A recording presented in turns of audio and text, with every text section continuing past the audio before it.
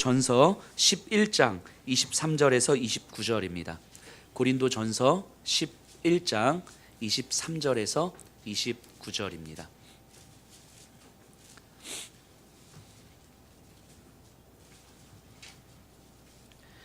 제가 먼저 읽도록 하겠습니다. 내가 너희에게 전한 것은 주께 받은 것이니 곧 주 예수께서 잡히시던 밤에 떡을 가지사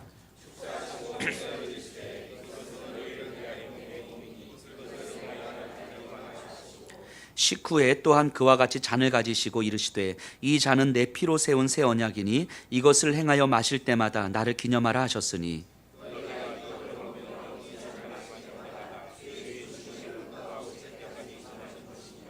그러므로 누구든지 주의 떡이나 잔을 합당하지 않게 먹고 마시는 자는 주의 몸과 피에 대하여 죄를 짓는 것이니라.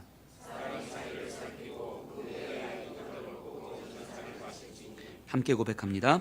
주의 몸을 분별하지 못하고 먹고 마시는 자는 자기의 죄를 먹고 마시는 것이니라. 아멘. 자리에 앉아 주시기 바랍니다. 우리 몇 가지 광고 말씀 드릴게요.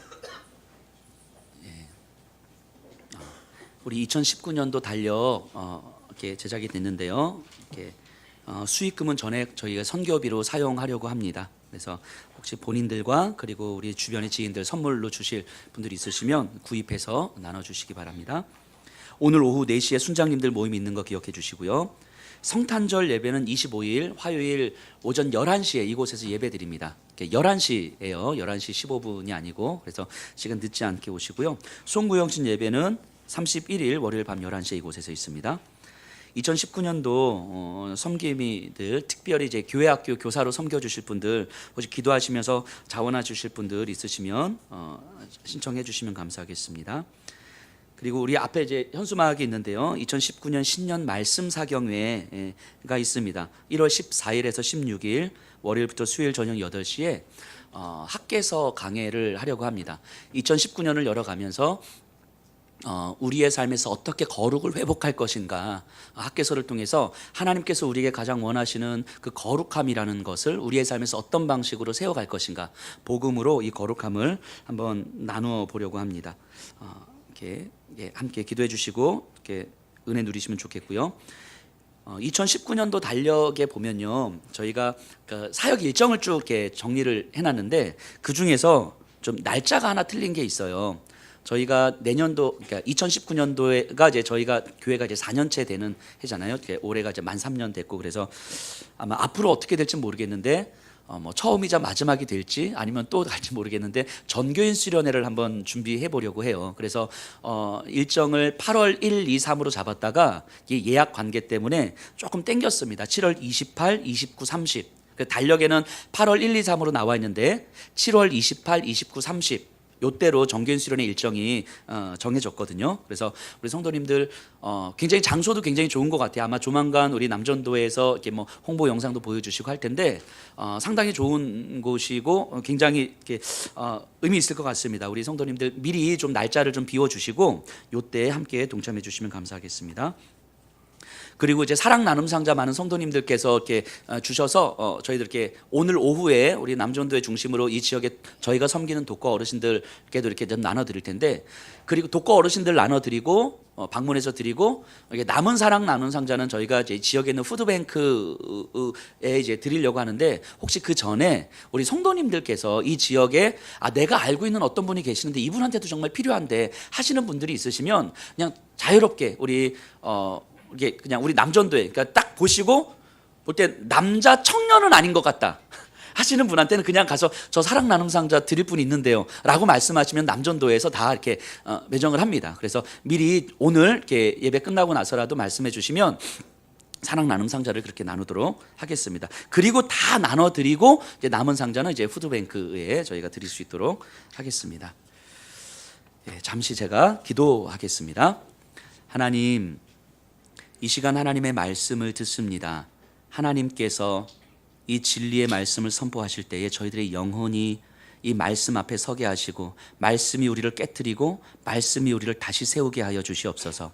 이 시간 하나님 귀한 손으로 귀한 예물 드립니다. 저희들이 드린 예물은 하나님, 단순한 돈이 아니라 저희들의 땀과 피와 생명임을 고백합니다. 저희들의 전부를 드린 것이오니 주님 귀하게 받아주시고 드려진 예물은 하나님의 말씀이 선포되는 곳에만 사용되게 하여 주시옵소서.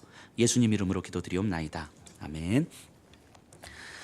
오늘 설교는요, 열왕기성을 하다가 잠시 멈추고 이제 성찬에 대한 이야기를 좀 해보려고 합니다. 왜냐하면 저희가 성찬을 매월 한 달에 한 번씩 하거든요. 매월 마지막 주 주일날 하는데 우리가 1년 또 마무리되는 달이기도 하고, 그래서 성찬에 대해서 조금 더 우리가 잘 이해하고 좀 제대로 정확하게 좀 알고 있으면 좋겠다 하는 마음이 있어서 성찬에 대해서 사도 바울이 고린도 교회에 이 성찬을 어떤 방식으로 적용하고 있는지를 살펴보면서 우리가 성찬에 대한 이야기를 나누려고 합니다. 먼저 우리가 이런 생각을 한번 해보면 어떨까 싶어요. 우리가 예수님을 믿고 교회를 나오잖아요. 이런 질문을 한번 던져볼까요?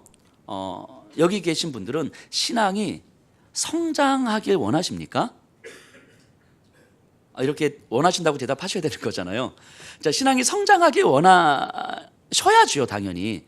근데 진지하게 다시 한번 질문을 던져보면, 진짜 우리는 신앙이 성장하기를 원하고 있는가에 대해서 진지하게 질문을 한번 던져보셔야 되는 거예요. 그럼 우리는 뭘 고민하셔야 되냐면, 신앙이 성장한다는 게 뭔가를 고민해야 되는 거잖아요.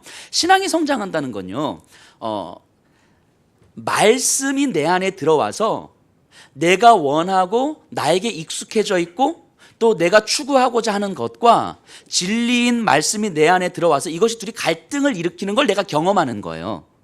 그리고 이 말씀이 나를 다스리고 지배하는 힘이라는 사실을 내가 고백하는 거예요. 그래서 그렇게 잘 되진 않더라도 하나님, 내가 그렇게 되길 원합니다. 내가 원하는 방식, 나에게 익숙해진 방식이 아니라 성경이 나에게 말씀하는 대로 내가 생각과 마음과 감정과 삶을 맞추어 가기를 원합니다. 이 간절한 소망이 우리에게 있는가에 대한 질문을 던져보셔야 되는 거예요. 그런데 물론 여기 계신 분들은 아닐 거라고 저는 믿지만, 우리가 신앙이 성장하고 싶다고 알면서도 내 틀을 깨트리고 싶지가 않은 거예요. 안 깨지는 것과 깨트리지 않는 건 다른 거잖아요. 그러니까 말씀이 내 안에 들어오면 이것이 진짜 성경에 기록된 진리의 말씀이라면 내가 이제까지 가지고 있었던 것들을 깨트리고 버리고 다시 나를 새롭게 시작하는 게 맞는 거잖아요. 그렇게 몸부림치는 게 맞는 거잖아요.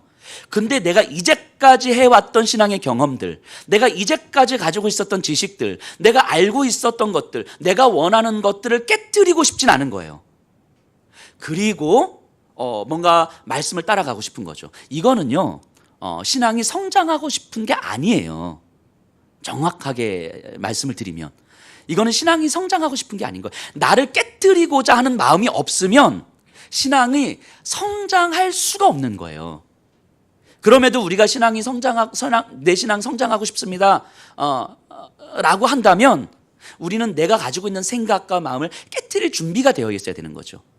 그러다가 이게 안 되기 때문에 기도하면서 매달리면서 주님, 나를 깨트려 주시고 진리 위에 나를 다시 세워 주십시오, 이렇게 간구하는 거잖아요. 다시 한번 질문 던져보면, 여기 계신 분들 정말 내가 이제까지 가지고 있었던 신앙의 경험들, 지난주에 제가 상급, 기도 이런 말씀 드렸지만, 내가 이제까지 알고 있었던 신앙의 경험들, 내가 추구하는 것들, 내가 원하는 것들, 이런 것들이 말씀 앞에서 내어놓을 준비를 하고 있는지, 이것이 내가 신앙이 성장하고 싶습니다, 성장했으면 좋겠습니다 라고 하는 바람이라고요. 그럼 여기 계신 분들은 진짜 여러분들 신앙이 성장하기를 원하십니까? 라고 질문을 던지면 예 라고 대답할 수 있으시겠습니까? 저는 아멘이라고 대답할 수 있으셨으면 좋겠어요. 그래서 진리의 말씀이 선포될 때에 내가 이제까지 아무리 당연하게 생각하고 있던 것들이라도 말씀 앞에 나를 비추어 보는 연습들을 좀 하셔야 됩니다. 그래서 저는 우리의 신앙이 성장하기 위해서는 저는 꼭 필요한 게 두 가지라고 생각합니다. 예배와 나눔이에요. 예배와 나눔. 예배를 통해서 진리를 깨닫고 진리에 담겨진 주님의 마음을 깨닫는 거예요. 그리고 나눔을 통해서는 진리가 내 안에서 나를 어떻게 움직이고 있는지를 점검하는 거예요. 성경에 기록된 진리가, 즉 이 세상과 내 삶의 절대적 기준이 선포되는 거예요. 자, 절대적 기준이라는 건요, 내 마음이 깨지는 걸 얘기하는 거예요. 절대적 기준이 내 안에 선포된다는 건 내가 깨지고 내 안에 마음에 울림이 막 있는 걸 의미하는 거예요. 절대적 기준이 선포되는데 아 그렇구나 이렇게 반응할 수가 없는 거죠. 이 진리를 깨닫고 그리고 그 진리 앞에서 나를 보게 되는 거예요. 내 삶과 내 마음과 내 영적인 상태가 하나님께서 말씀하시는 선포하시는 이 진리 앞에서 내가 과연 어떤가 이를 돌아보는 거죠. 그리고 진리로 나를 돌아보면서 점검하면서 이 성도님들과 함께 믿음의 사람들과 함께 내 영적인 상태를 나누다 보면 우리는 이런 사실을 깨닫게 돼요. 내 신앙이 내가 생각하는 것보다는 훨씬 덜 성숙하구나. 이걸 깨닫게 됩니다. 이거는 좀 맞는 것 같아요. 저와 여러분들 똑같습니다. 여러분들을 절대 무시하는 게 아니에요. 그런데 내가 생각하는 내 신앙의 수준은 사실 내 신앙의 수준, 실제로 내 신앙의 수준이 내가 생각하는 것보다 훨씬 덜 성숙한 경우들이 많아요. 그렇기 때문에 나눔이 없이 내 마음과 영적인 상태를 객관화시켜서 드러내고 서로의 어떤 영적인 상태를 점검하는 과정이 없으면 혼자서 예배드리고 혼자서 기도하고 혼자 성경 보면서 신앙생활하면 스스로 신앙에 대해서 착각을 하게 돼요. 그래서 꾸준히 혼자서 큐티하고 꾸준히 기도하고 이러다 보면 이 정도면 내가 꾸준히 하나님 앞에 내가 신앙생활을 하고 있는데 괜찮지 라는 어떤 영적인 착각을 하게 된다고요. 하지만 정작 내 안에서 내 마음에 예수님의 말씀이 얼마나 나를 다스리고 있는지를 돌아보지를 못해요. 제가 이렇게 개척하고 이제 3년 정도가 이제 지났잖아요. 우리 성도님들 이렇게 대하면서 느끼는 것 중에 하나는 우리가 나눔에 너무 익숙하지 않다는 걸 알게 돼요. 제가 볼 땐 거의 90% 성도님들이 나눔이라는 것에 너무 익숙하지 않은 거예요. 그냥 한 주간 어떻게 살았는지 이런 거 나누는 건 하시는데 내 마음이 어떤지, 내 안에 지금 내 영적인 상태와 영적인 수준이 어떤지, 매일 큐티예요, 매일 말씀 읽어요, 매일 기도해요, 이런 건 영적인 상태가 아니잖아요. 그러니까 내 영적인 상태가 어떤지를 점검하는 것이 잘 안 되시더라고요. 돌아본 적이 거의 없으실 테니까, 마음을 나누신 적이 거의 없으시니까. 그래서 제가 요즘 마음이 어떠세요 하면 다 도망가시잖아요. 그래서 처음에 요즘 마음이 어떠세요? 요즘 영적인 상태가 어떠세요? 그럼 뭐 이렇게 가져요.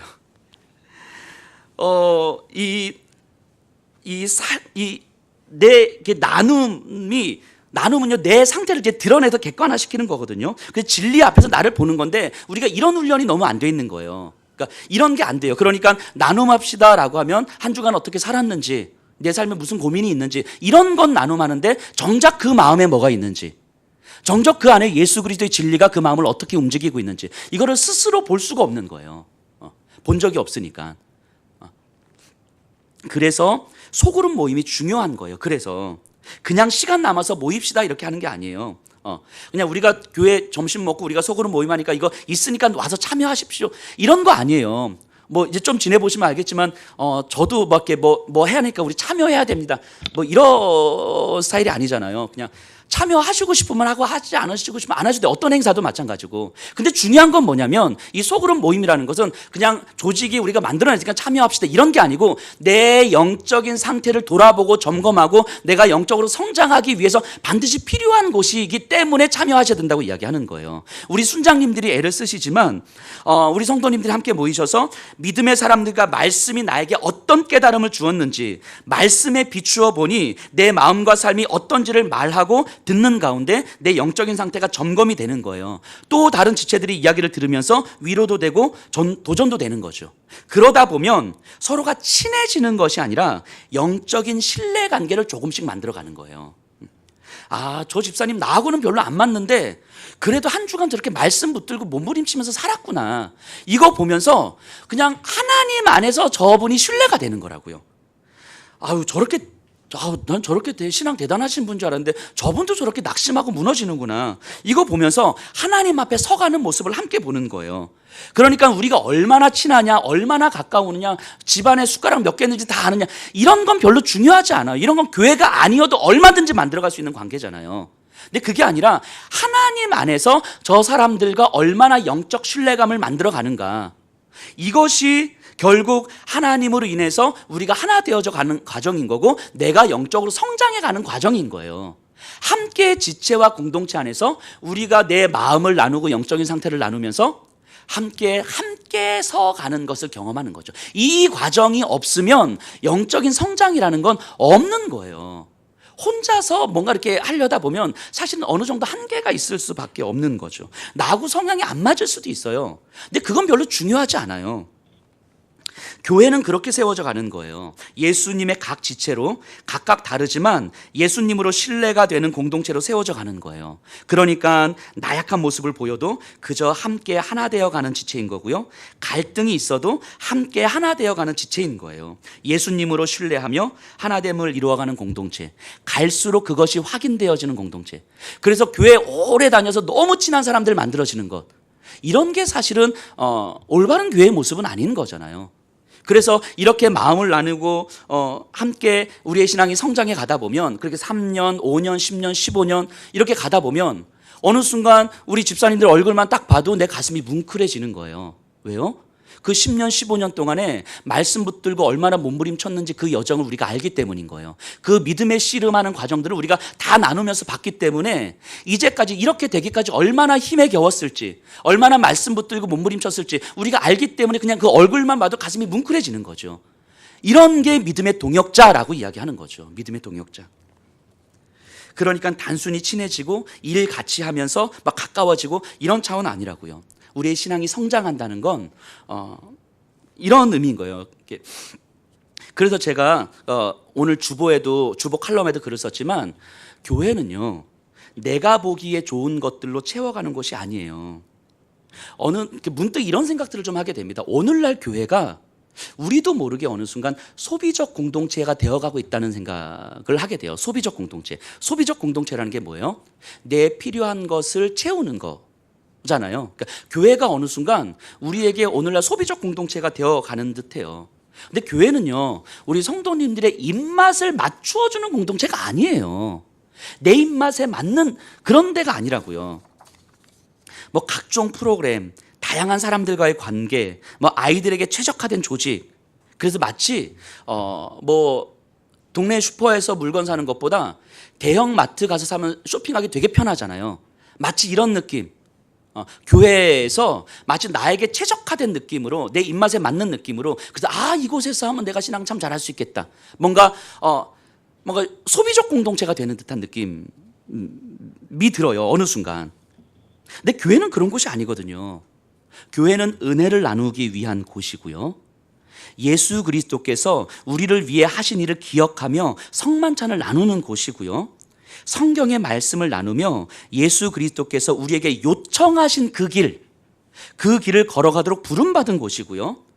그러한 그들이 그 사역을 일으키면서 서로 돕고 격려하며 때로는 위로하고 권면하는 곳이죠.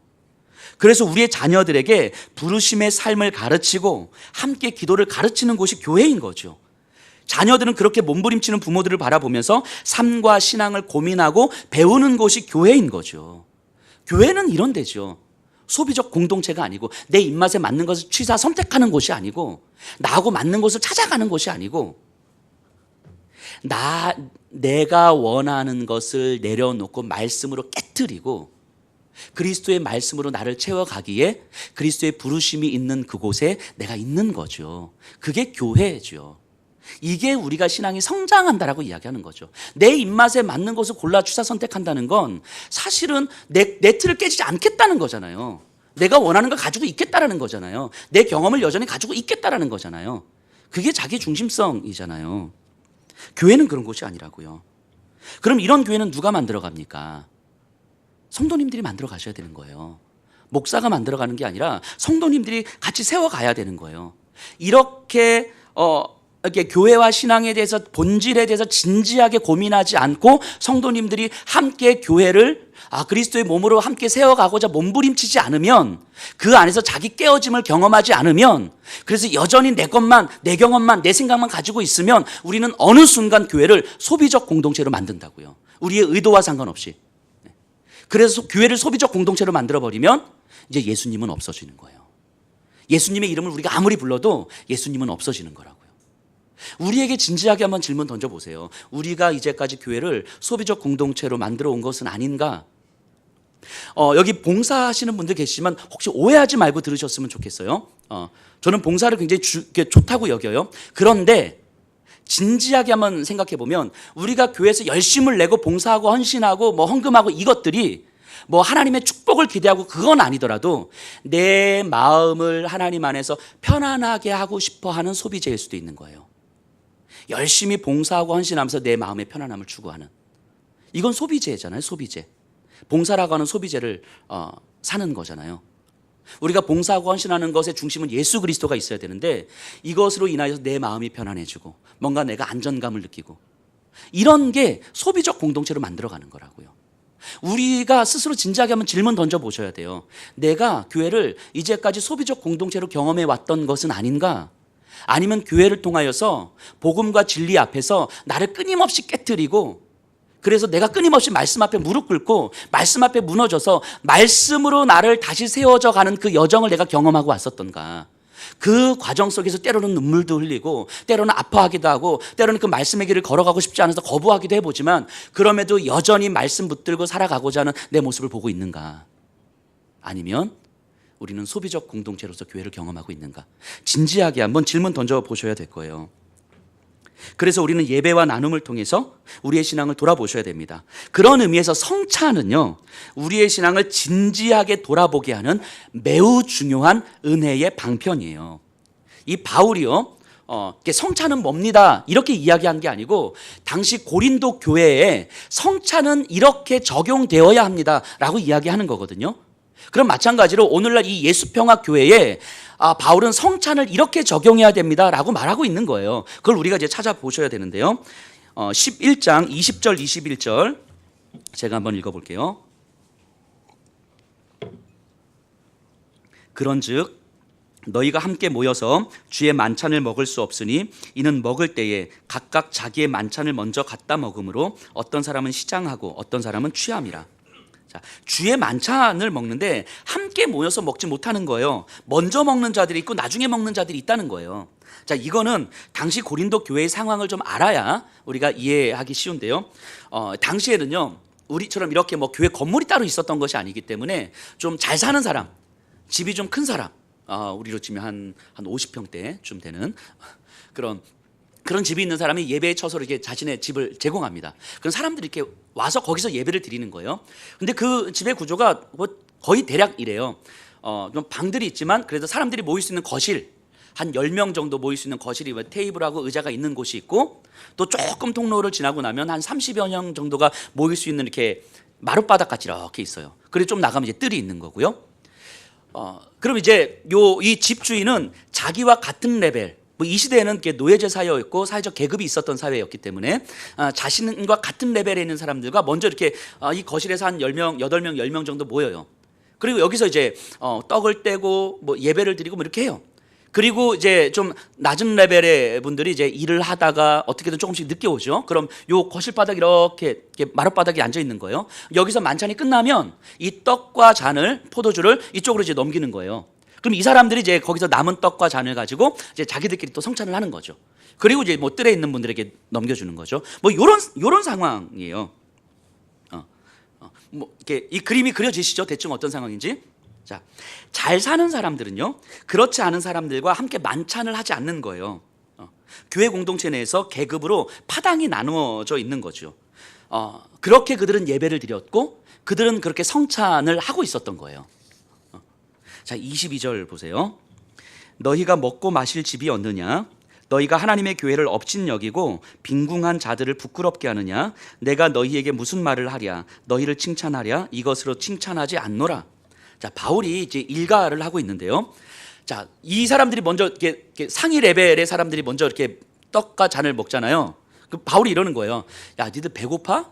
배고파서 먼저 먹는 거야? 그럼 집에 가서 먹고 와. 이 얘기하는 거예요, 바울은.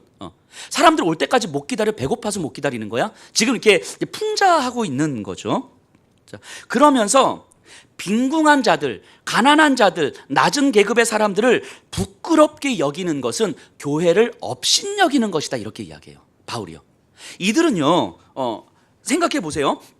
교회 공동체로 모였고요, 하나님을 향해서 열심도 있어요. 심지어 자신의 집을 예배당으로 내어놓았잖아요. 물질적으로 엄청나게 헌신됐고요. 그리고 집을 내어놓은 사람이 떡과 잔을 다 준비하지 않았겠어요? 엄청난 물질적 헌신도 했고 종교적 헌신도 했어요. 그런데 그 모습을 보면서 너희는 교회를 업신여긴다라고 이야기한다고요. 업신여기고 있다고. 그 핵심이 뭐예요? 빈궁한 자들을 부끄럽게 여기는 것, 저들과 함께 만찬을 하지 않는 것, 저들과 너희가 같은 존재라는 걸 생각하지 않는 것, 즉 그리스도의 몸을 업신여긴다라고 하는 거죠. 그러니까 저들의 가장 큰 문제는 뭐냐면 함께한 교회의 지체들을 자기와 같은 자로 여기고 있지 않은 거예요. 이게 고린도 교회의 가장 큰 문제였던 거죠. 내가 쉽게 판단해도 되는 사람으로 여기고 내 안에서 저 사람은 저렇고 이 사람은 이렇고 이렇게 쉽게 판단을 해요. 사람들의 행동과 말을 그냥 받아주면 되는데 나하고 맞든 안 맞든 저 사람에게는 저게 최선이겠구나 그냥 받아주면 되는데 이 받아주기보다는 그냥 판단하고 나한테는 거리감을 두고 마치 나는 옳고 나는 잘하고 있는 것처럼 여기고 있는 거죠. 그러니까 저들을 나와 같은 존재로 여기지 않는 거예요. 이게 고린도 교회의 가장 큰 문제였던 거죠. 27절 보세요. 그러므로 누구든지 주의 떡이나 잔을 합당하지 않게 먹고 마시는 자는 주의 몸과 피에 대하여 죄를 짓는 것이니라. 자, 주의 떡과 잔에 합당하지 않게 먹고 마시는 자. 우리가 계속 이제 말씀을 들으면서 이제는 익숙해졌을 텐데요. 이 맥락은 이 11장의 맥락에서 보셔야 되는 거예요. 이 문장 하나 딱 떼놓고 보면 안 되고요. 자, 그러면은 이 주의 떡과 잔에 합당하지 않은 자는 어떤 사람을 얘기하는 거예요? 나와 같은 자로 여기지 않는 것, 가난한 자들을 부끄럽게 여기는 것, 하나 되기 위해서 내가 더 낮아지지 않는 것, 이런 사람들을 얘기하는 거죠. 그래서 사랑하지 않고 하나됨을 이루지 못하는 것, 그것이 합당하지 않은 자다라고 얘기하는 거예요. 자, 그 근거가 24, 25절에 나오는데요. 24, 25절 축사하시고 떼어 이르시되 이것은 너희를 위하는 내 몸이니 이것을 행하여 나를 기념하라 하시고 식후에 또한 그와 같이 잔을 가지시고 이르시되 이 잔은 내 피로 세운 내 새 언약이니 이것을 행하여 마실 때마다 나를 기념하라 하셨으니. 자, 예수님과 몸과 피를 기념하라는 거예요. 자, 이 기념하다도 내지를 위해서 죽으셨지 막연하게 이렇게 생각하시면 안 되고 이 11장의 맥락 속에서 바울이 몸과 피를 왜 기념하라고 말씀하셨는지를 이제 생각하셔야 되는 거잖아요. 자, 예수님의 몸과 피는요, 자신의 잘못이 아님에도 불구하고 자신의 잘못으로 여겨서 스스로 십자가에 죽으신 죽음이잖아요. 그로 인하여서 뭘 이루신 거예요? 결코 하나 될 수 없었던 하나님과 나와의 관계를 하나 되게 하셨고, 결코 하나 될 수 없었던 이 유대인과 이방인들을 하나 되게 하신 거예요. 이게 사도 바울이 여기서 이야기하는 예수님과 몸과 피예요. 자, 유대인과 이방인이 하나 될 수 없거든요, 이들은요. 근데 하나 될 수 있었던 근거가 뭡니까? 하나 될 수 있던 근거는 뭐냐면요, 하나님 보실 때에는 저들이나 나나 똑같구나, 이 인식이 들어왔기 때문이에요. 이게 예수님의 몸과 피를 기념하는 거라고요. 내가 볼 때는 저들과 나는 다른데 하나님이 보실 때에는 저들이나 나나 똑같구나, 이 인식이 들어오기 때문에 저들과 내가 달라질 필요가 없어요. 내가 저들과 대화를 안 할 필요가 없어요. 우리만 믿음의 사람들입니다, 이렇게 할 필요가 없는 거라고요. 그래서 예수를 믿는 모든 사람들을 예수님은 교회 공동체로 허락하신 거예요. 예수님의 몸과 피를 기념한다라고 하는 건 바로 하나님 보실 때에는 서로 잘났다고 말할 수 없는 죄인임을 깨닫는 것. 그래서 그런 사람들이 모여있는 공동체를 교회라고 하는 거예요.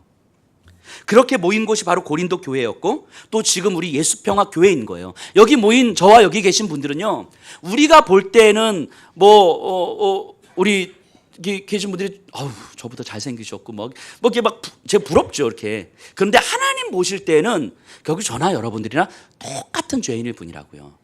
그래서 예수의 은혜가 아니면 아무것도 아닌 존재인 똑같은 죄인이구나, 이 인식이 들어올 때 우리는 하나됨을 이루어가는 거잖아요. 그런 사람들이 모여있는 곳이 교회라고요. 이 사실이 믿어지면요, 우리는요, 이 세상의 그 어떤 기준으로도 차별할 수 없다는 것을 알게 됩니다. 헌금을 많이 하는 사람이나 적게 하는 사람이나, 신앙생활을 오래 한 사람이 적게 한 사람이나, 국회의원이나 말단 공무원이나, 교회 안에서는 세상의 어떤 기준으로도 사람을 차별할 수 없다는 것이 믿어지는 거예요. 이 세상이 어떤 기준으로 차별한다는 것 자체가 사실은 이것이 복음이 아니구나라는 것을 우리가 받아들이게 되는 거죠. 예전에 저는요, 성경 인물 중에서 가장 부러워했던 사람이 예수님 옆에 강도였거든요. 많이 그러셨죠. 예수님 옆에 강도 생각해 보세요. 평생 자기 하고 싶은 거 하고 다 살다가 이렇게 마지막에 저 예수님 믿어요. 아멘. 이러고 이제 구원 받은 거잖아요. 빨리 한 요 2초 사이에. 제가 예전에 그 직장 생활 하다가 이렇게 목회를 했잖아요. 술을 많이 먹었을 때가 있었거든요. 근데 하나님의 이제 부르심 앞에서 막 씨름할 때 하나님 앞에 제가 이렇게 기도했어요. 하나님, 내가 그럼 하나님 말씀에 순종해서 목회를 할 텐데 술을 먹어도 된다면 내가 목회를 할게요. 제가 이렇게 막 기도했던 적이 있어요. 제가 술을 많이 먹는 건 아닌데 그냥 일주일에 한 6번 정도 이렇게 먹었었는데, 그러니까 술을 안 먹는 저를 생각하기가 어려운 거예요, 이게. 근데 목회라면 이거 안 먹어야 되잖아요. 근데 그래서 하나님, 이거를 먹어도 되면, 제가 담배도 많이 피웠었는데 담배도 좀 피워도 되면 제가 목회할 만할 것 같은데, 뭐 결혼도 하고 술도 먹고 담배 피고 자, 뭐 이렇게 기도했던 적이 있어요. 뭐 이렇게 평생 살다가 내가 하고 싶은 거 다 하고 살다가 마지막에 구원받으면 얼마나 좋아요. 이제 굉장히 부럽죠. 그러니까 바꿔 얘기하면 이런 거예요. 억울한 거죠. 저 강도를 보면서 나는 저 사람보다 훨씬 더 난데. 그러니까 지금도 제 뭐 친구들 보면서 여전히 이렇게 막 놀고 막 이런 애들 보면서 그러고 싶진 않아요, 저요. 네, 오해하지 마세요. 자, 근데 그냥 평생 자기 하고 싶은 거 하고 살다가 막판에 구원받는 저 사람이나, 정말 일찍부터 우리 부모님이 교회 다니셔서 좀 억울하게 일찍부터 교회 다니기 시작해가지고 어렸을 때부터 술도 못 먹어봐, 담배도 못 피워봐, 나이트 한번 못 가봐, 억울하게 살던 억울하지 않으시죠? 억울하게 살던 내가 똑같다면 이거 억울한 거예요, 이게. 그러니까 우리가 뭘 만들어내냐면 상급을 만들어내는 거예요, 상급을. 그러니까 저 구원받은 강도는 천국에 가면 개털멸류관이고 나는 천국에 가면 금멸류관 받는 거야. 이거 위로 삼는 거죠. 이게 말이 안 되잖아요. 그런데 어느 순간 이런 생각을 했어요. 하나님 보시기에 저 강도나 나나 다르다고 과연 이야기할 수 있을 것인가? 하나님의 시선으로 보실 때에 내가 저 강도보다 훨씬 나은 존재라고 자신 있게 이야기할 수 있을 것인가? 내 기준으로 볼 때는, 내 눈으로 볼 때는 저 강도보다 내가 훨씬 낫죠, 당연히. 근데 하나님의 눈으로 볼 때는 결국 나나 저나 같은 죄인일 뿐이고, 하나님 예수 그리스도의 은혜가 아니면 결국 아무것도 아닌 존재. 마치 이런 거 아니겠습니까? 우리 앞에 우리 여기 서성원 집사님 계시는데 옷에 똥이 묻은 거예요, 둘 다. 근데 집사님은 머리부터 발끝까지 똥이 다 묻었고, 저는 여기 허벅지까지만 똥이 묻었어요. 근데 어차피 이 옷은 빨아도 못 입잖아요. 그런데 제가 나보다 똥 더 묻어가지고 이거 똑같은 거예요. 결국 똥이 좀 더 묻었냐 덜 묻었냐, 이 차이는 사실 그 차이는 있지만 아무것도 아닌 거잖아요. 마치 이런 거죠. 저 강도나 나나 사실은 하나님의 시선으로 볼 때는 똑같은 존재인 거예요. 예수의 은혜가 아니면 우리는 아무것도 아닌 존재. 이것이 깨달아지는 거예요. 이것이 믿어지는 거예요. 그렇기 때문에 내 옆에 있는 지체를 바라볼 때 나나 저나 똑같은 존재구나. 내가 상위 레벨이고 저가 하위 레벨이고 내가 주인이고 저가 노예여도 사실은 하나님의 시선으로 보면 저나 나나 똑같은 거구나. 이게 깨달아지는 거예요. 바꿔 말하면 고린도 교회는요, 이게 안 깨달아진 거라고요. 이게 안 깨달아졌기 때문에 나는 주인이고 쟤는 노예고, 나는 상위 레벨이고 저는 하위 레벨이고, 내가 저와 같이 겸상할 수는 없는 거죠. 이게 주의 몸을 분별하지 못하는 거라고 이야기한다고요. 심지어 예수님이요, 이 땅에 오셔서 가룟 유다에게 얼마에 팔립니까? 은 30에 팔리잖아요. 은 30이 어떤 가격인지 아세요? 그 당시에 노예 한 명의 가격이에요. 노예 한 명의 가격. 은 30이라는 돈이 많으냐 적으냐가 중요한 게 아니고, 은 30은 노예 한 명의 가격이라고요. 창조주 하나님께서 이 땅에 인간으로 오신 것도 참 비통한데, 인간으로 오셔서 노예의 가치로 오신 거라고요. 노예가 뭡니까? 자신의 의지를 갖지 않는 상태잖아요. 내 마음대로 내 삶을 선택할 수 없는 존재, 그러니까 노예잖아요. 예수님이 그렇게 오셨다고요. 그런데 우리는 내가 노예보다 더 나은 존재가 될 거라고 생각하는 거예요. 바꿔 말하면 그 창조주 하나님께서 우리를 구원하시기 위해서 이 땅에 오셨는데, 우리는 예수님보다 내가 훨씬 더 나은 존재일 거라고 생각한다고요. 예수님보다 훨씬 더 나은 대접을 받고 싶어 하는 거예요. 예수님도 노예의 대접을 받으셨는데 나는 주인의 대접을 받고 싶은 거예요. 누군가 나를 노예 대접하면 화가 나요. 누군가 나를 무시하면 막 짜증이 나는 거죠. 예수님보다 훨씬 더 나은 대접을 받고 싶은 거예요, 우리가. 고린도 교회 사람들이 그랬다고요. 고린도 교회 사람들이. 제가 예전에 이런 말씀 드린 적이 있어요. 교회는요, 야전병원과 같다라고 말씀드렸어요. 야전병원은 어떤 사람들이 옵니까?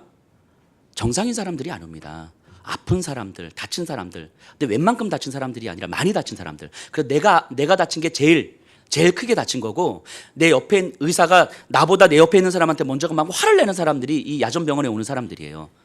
교회는요, 야전병원과 같은 거예요. 교회 오시는 분들은요, 정상이 없어요. 죄송해요.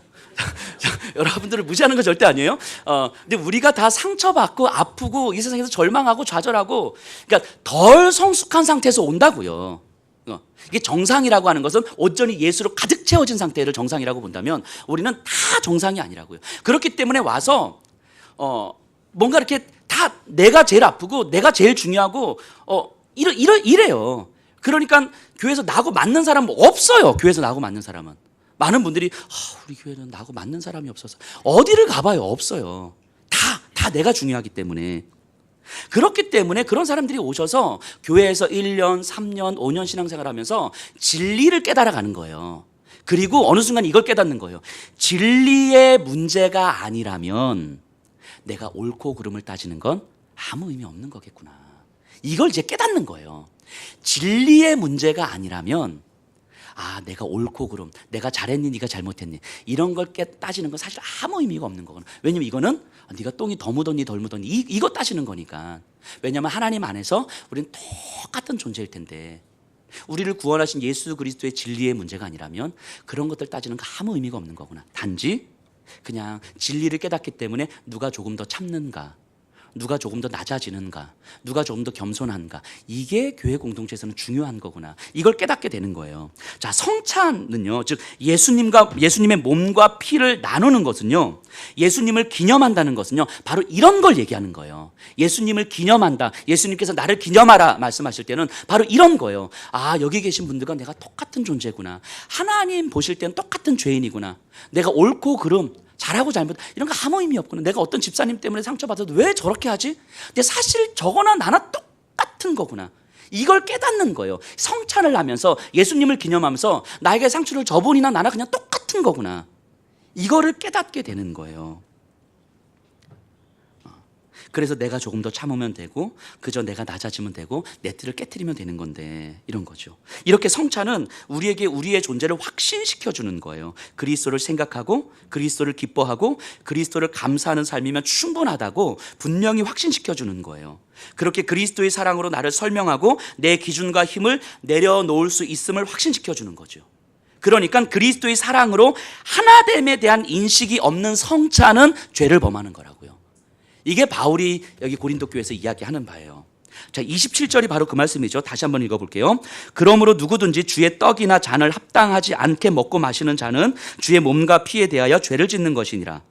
사람이 자기를 살피고 그 후에야 이 떡을 먹고 이 잔을 마실지니 주의 몸을 분별하지 못하고 먹고 마시는 자는 자기의 죄를 먹고 마시는 것이니라. 자, 이 말씀을 오해하지 마세요. 흔히 성찬식 하면서 성찬식 하는데 이제 다음 주 저희가 성찬식 하잖아요. 아침에 부부싸움하고 나왔어. 마음이 불편해. 이런 불편한 마음으로 내가 성찬에 참여할 수 없어. 이런 말이 아니에요. 이런 거는 내가 지난 주 중에 너무 죄를 많이 지었는데 이런 마음으로 내가 회개도 안 했는데 성찬에 참여할 수 없어. 이런 말이 아니라고요. 주의 몸을 분별하지 못한다라고 하는 말의 의미를 우리가 이제까지 살펴봤잖아요. 그러니까 부부싸움 하라고 오셔도요, 마음이 불편하셔도 성찬 참여하셔요. 하시면서 회개하셔요. 하나님, 내가 아침에 부부싸움 하고 와서 마음이 불편하지만 예수님의 이 떡을 먹으면서 정말 예수님을 기념하고 싶습니다. 내가 주님 안에서 정말 똑같은 죄인일 수밖에 없고 예수의 은혜가 아니면 아무것도 아닌 존재임을 내가 다시 한번 깨닫게 회개합니다, 주님. 회개하시면서 드세요. 회개하시면서 그냥 나는 마음 불편하니까 참여 안 해야지. 그러면 이렇게 이게 아무 의미 없는 거예요. 이런 거는 아무 의미가 없다고요. 다른 지체를 보면서 사랑하지 못하는 것, 그러므로 공동체의 하나됨을 이루지 못하는 것, 그것이 주의 몸을 분별하지 못한다는 것의 의미인 거죠.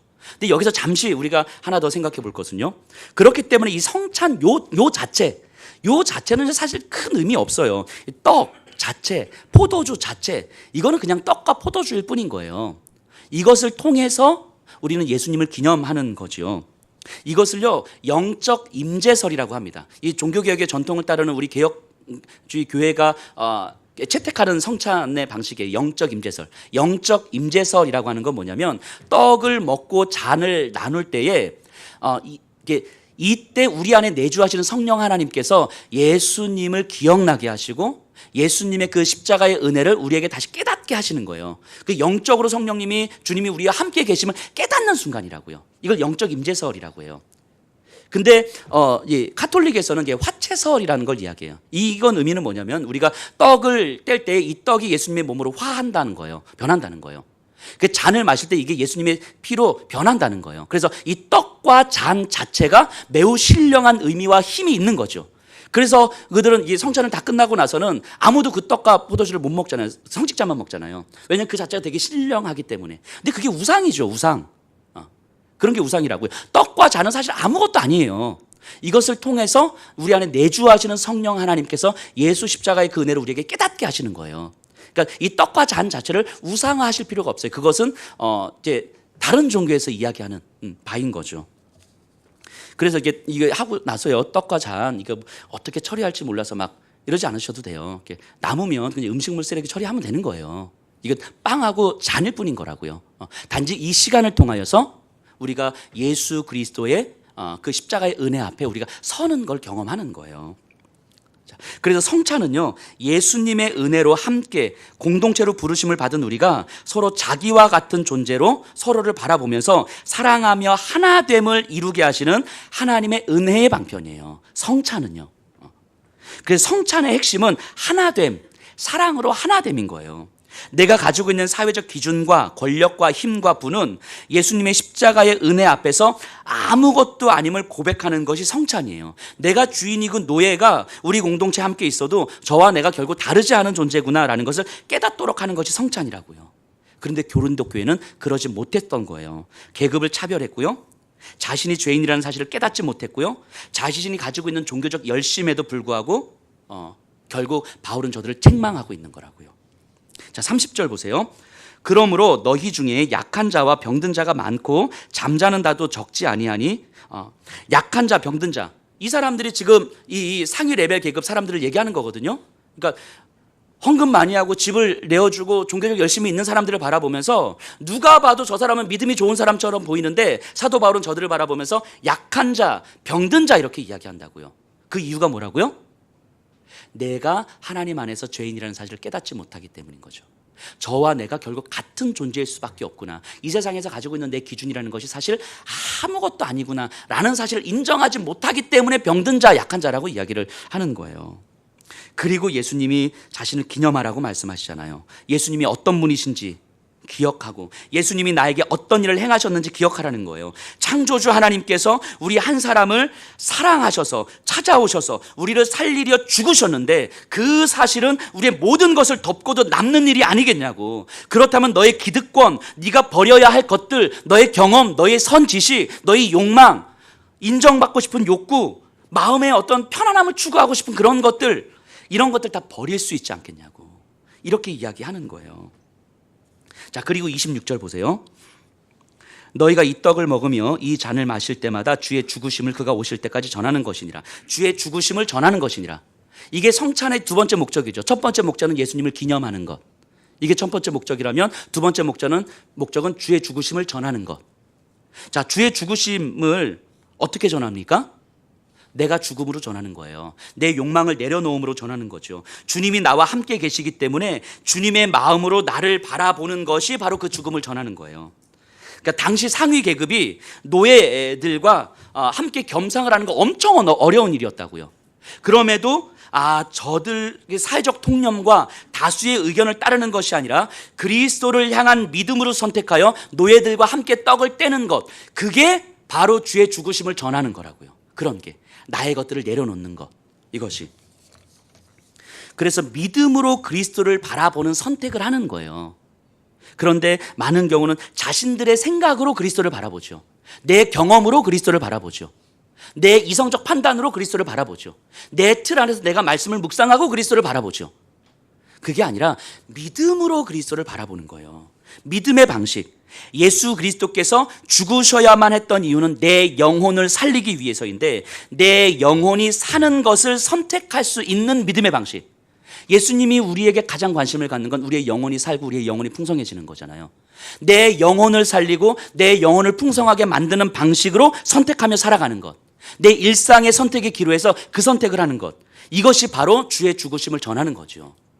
제가 지난 금요일 날 잠깐 말씀드렸는데 제가 그 예배 드리는 회사들이 있거든요. 거기 회사에 가서 이제 예배를 드려요. 근데 지난 주에도 한 곳에 가서 예배를 드렸어요. 근데 그 회사가 사실 좀 최근에 좀 많이 어렵다고 얘기를 들었어요. 딱 갔는데 지금 몇 개월째 매출이 제로인 거예요. 이거 얼마나 힘들겠어요. 그 사장님과 직원들이 매출이 완전 제로인 거예요. 그래서 이 사무실을 지금 폐쇄를 해야 되나 고민을 하시는 거죠. 근데 그 직원 중에 한 분이 저한테 뭐라고 말씀하시냐면, 목사님 근데 방법이 없는 건 아니에요.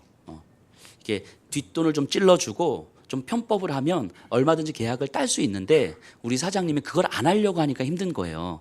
이렇게 이제 직원이 이야기하는 거예요. 근데 지금 그래도 매출이 조금이라도 있을 때는 그렇게 버텼는데 매출이 완전 제로로 이제 몇 개월이 가니까 좀 고민이 되는 거예요.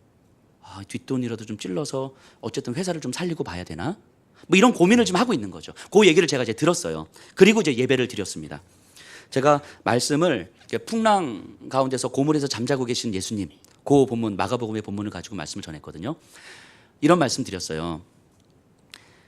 풍랑 가운데서 죽음의 위협 앞에서, 이게 이제 죽음의 위협인데 우리로 치면 그냥 뭐 갑자기 어느 순간 말기암 뭐 이렇게 된 거잖아요. 이렇게 어떤 손을 쓸 수도 없는 그냥 좌절과 절망. 그 앞에서 예수님께서 제자들을 바라보시면서 원하셨던 게 무엇이었을까? 풍랑을 잠잠케 해서 제자들을 살려주는 거였을까? 저는 그게 아닌 것 같아요. 예수님께서 원하셨던 것은 제자들과 함께 있는 예수님이 누구인지를 아는 거였을 거예요. 예수님이 함께 있었음에도 불구하고 제자들은 예수님이 누구인지 몰랐잖아요. 근데 예수님은 제자들에게 너희들과 함께 있는 내가 누구인지 알아? 이게 예수님의 가장 큰 관심사인 거죠. 내가 창조주 하나님이시고 너희를 이 땅에서 구원하시기 위해서, 영원한 생명으로부터 구원하기 위하여서 내가 비참한 인간의 모습으로 온 나라고, 너희들을 사랑하기 때문에 너희들의 영혼을 구원하기 위해서 이 땅에 온 존재라고. 내가 예수님이 어떤 분이신지를 아는 것, 그것이 예수님이 가장 큰 관심사인 거죠. 풍랑 가운데서 이 제자들이 죽을 거냐 살 거냐, 이거는 사실 예수님의 관심사가 아니었을 거예요. 예수님이 어떤 분이신지를 알고 이들의 영혼이 영원한 심판으로 구원을 받았다면 풍랑 가운데서 죽어도 괜찮은 거라고요. 안 죽을 수도 있는 거라고요. 예수님의 관심은 거기에 있지 않았을 거라고요. 예수님이 어떤 분이신지를 알려주는 것, 그래서 제자들이 그걸 깨닫게 하는 것, 그것이 예수님의 관심이었을 거라고요. 이 말씀을 드리면서 그분들에게 아마 하나님의 관심은 이 회사가 회복하느냐 아니냐 보다 사장님과 여기 있는 직원분들의 영혼이 사느냐 죽느냐에 더 관심이 있을 것 같다고. 우리의 영혼을 살리고 우리의 영혼을 풍성케 해주시는 분이 우리 하나님이신데 우리가 회사 살리고자 우리의 영혼을 이렇게 버리는 삶의 방식을 선택하진 않았으면 좋겠습니다. 적어도 우리가 말씀 앞에서 정도를 걸어가십시다. 우리 주님이 나와 함께 계시고 그 주님이 하나님의 아들이라는 사실을 우리가 온전히 믿는다면, 내 영혼을 구원해 주시고 영원한 심판으로부터 나를 구원해 주신 분이라는 걸 믿는다면, 그래서 그 예수님, 그 복음의 진리가 내 안에 믿어진다면 그 복음의 진리에 합당한 방식으로 우리가 판단을 하고 선택했으면 좋겠습니다. 말씀의 정도를 걸어가십시다. 말씀의 정도를. 이렇게 제가 말씀을 드렸어요. 그걸 예배가 마쳤어요. 되게 잔인하죠, 제가 생각해도 제가 좀 잔인한 것 같아요. 그냥 대충 남들 다 그러니까, 교회 다니시는 분들도 다 똑같이 그러니까 좀 뒷돈도 좀 찔러주시고, 한두 번은 괜찮다고, 한두 번은 괜찮이 찔러주시고, 그래 좀 계약 따고 일단 회사부터 살고 봐야 되지 않겠냐고, 그리고 회개하시면 되지 않겠냐고 이렇게 말해주면 아마 그 사장님도 참 편하셨을 것 같은데 제가 너무 잔인하게 이야기했던 것 같아요. 때로는 저 같으면 앞으로 얼굴 안 볼 것 같아요, 저는. 근데 예배가 다 끝났는데 사장님이 저한테 이렇게 말씀하시더라고요. 그 말씀을 듣고 제가 너무 감동을 받았어요. 목사님, 감사해요. 내 영혼을 먼저 생각해 주셔서. 목사님, 회사보다 내 영혼을 먼저 생각해 주셔서 감사해요. 제가 마음을 정했습니다. 이게 쉬운 말이 아니잖아요. 그 말씀을 듣고 제가 너무 감동을 받았어요. 그분, 제가 너무 큰 은혜를 받았어요. 대신 그 사장님이 그러시더라고요. 그러니까 목사님 진짜 빡시게 기도해 주셔야 돼요. 우리 회사를 위해서 진짜 기도 열심히 해 주셔야 돼요. 그 제가 해드릴 수 있는 게 없잖아요. 기도밖에. 그래서 진짜 기도합니다. 정말 회사 살려달라고 기도합니다. 제가. 근데 그 말씀을 들으면서 제가 이런 생각을 했어요.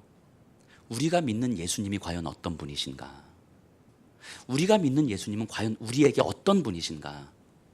내 자녀 좀 잘 되게 하고, 내 사업 좀 잘 되게 하고, 내 건강 좀 좋게 하고, 이런 분이 우리 예수님이신가? 내가 믿는 예수님이 그냥 그런 분이신가?